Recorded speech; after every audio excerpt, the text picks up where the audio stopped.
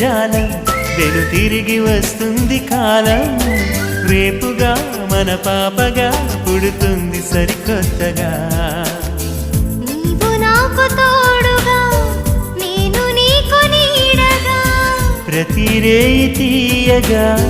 పిలుస్తోంది హాయిగా ఇలా ఉండిపోతే చాలుగా నువ్వంటే నాకిష్టమని అన్నది నా ప్రతి శ్వాస